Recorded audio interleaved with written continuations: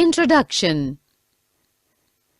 We know that the branch of science which deals with the study of living organisms is called biology, or the study of life. Yes, the word biology has been taken from Greek words bios is equal to life plus logos is equal to study. Things which depict growth, reproduction, ability to sense environment and mount a suitable response are called living things. Objectives. At the end of this lesson, you'll be able to define life and living organisms, find out various characteristics of living organisms, understand cellular structure of living organisms, find out organization of living organisms, study process of metabolism in living organisms, study how do living organisms grow, identify what is consciousness, find out movements in living organisms, study reproduction in various living organisms, and understand diversity in the living world. What is living? Life is a characteristic that distinguishes objects that have self-sustaining biological processes from those that do not, either because such functions have ceased or else because they lack such functions and are classified as inanimate. Life is unique, complex cellular organization of molecules, expressing it through chemical reactions which lead to growth, development, responsiveness, adaptation, and reproduction. Plants and animals both are living. Therefore, biology deals with the study of both plants, botany, and animals, zoology. Virus is intermittent link between living and non-living. Viruses consist of only a protein coat and an inner core of nucleic acid. Viruses can reproduce only inside living cells. Viruses can be crystallized and kept in a bottle for years and still infect their host cells. Characters of living organisms. An organism is any living system. Example, animal, plant, fungus, or microorganism. All the living things are called organisms. All living organisms share following basic characteristics: cellular structure, organization, energy, homeostasis, metabolism, growth, consciousness, movements, variations, adaptations, reproduction, irritability, evolution, interactions, emergent properties, lifespan and life cycle, and death. Characters of living organisms. Cellular structure. Each living being has a distinct individuality. It cannot be broken into two or more independent parts. The body of a living being is made of one or more cells. Cells are considered to be a structural and functional unit of life. The cells are made of protoplasm or living matter. All the body functions and properties of life are due to protoplasm. Characters of living organisms. Organization.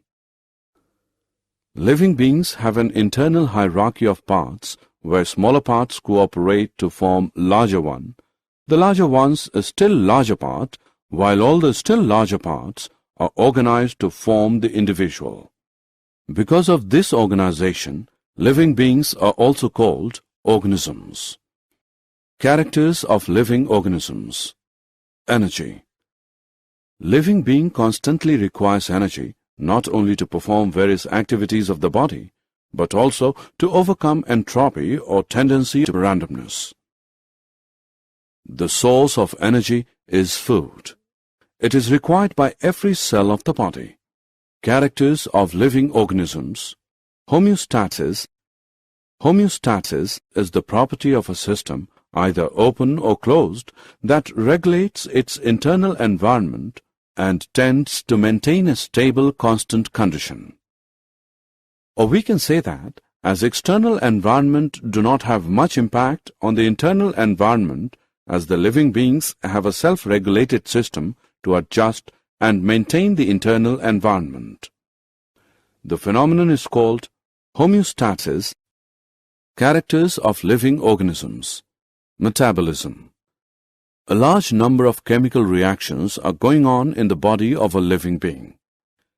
The sum of all the chemical reactions occurring in an organism is called metabolism. Metabolism has two main types, catabolism and anabolism. Catabolism involves breakdown of complex organic materials into simpler ones. Anabolism involves building up of complex organic substances from simpler ones. The differences between catabolism and anabolism are: characters of living organisms. Growth. Growth is a vital characteristic of living organisms. Growth occurs when anabolism is higher than catabolism. All organisms grow, develop, and reproduce. Growth results in an increase in size, weight, and synthesis of new protoplasm. Characters of living organisms. Consciousness. Consciousness is awareness of the surroundings and responding to external stimuli. The ability of an organism or organ to respond to external stimuli is called sensitivity. Characters of living organisms. Movements. Movement is of two types, movement of parts and movement of whole body or locomotion. Animals perform both types of movements, while plants show only movement of parts. Some movements occur due to purely internal forces. They are autonomic or spontaneous movements, while some movements occur in response to an external stimulus. They are known as paratonic or induced movements. Characters of living organisms. Variation. Genetic material undergoes mutations and reshuffling of genes. This causes variations. Variations are so abundant that no two individuals of the same race are exactly same. Characters of living organisms. Adaptation. There are variations which help organisms to modify themselves according to changes in environment and specific requirement of their surroundings. Example: snow leopards have stocky bodies, thick fur, and small and round ears which help to minimize the heat loss, while leaves of cactus are reduced to thorns so that surface area of transpiration is reduced. Night blooming flowers are adapted as they are whitish in color and scented to attract moths and other insects, pollinators. Birds have wings for flight, boat-shaped body, beak, pneumatic bones, and feathers. Mimicry is close resemblance with surroundings or other organisms. Example: flowers of Ophrys muscifera show mimicry. Characters of living organisms. Reproduction. Young ones grow and become mature. They develop the faculty to produce young ones of their own type. Life comes from pre-existing life. Characters of living organisms. Coordination. Different parts of the body of a living being cooperate with one another for the functioning of the whole. Example: heart pumps blood to all parts of the body, lungs provide oxygen, digestive system, nutrients, nerves and hormones, information, muscles, movements, bones, support, etc. Characters of living organisms. Irritability. Irritability is the faculty of responding to a stimulus.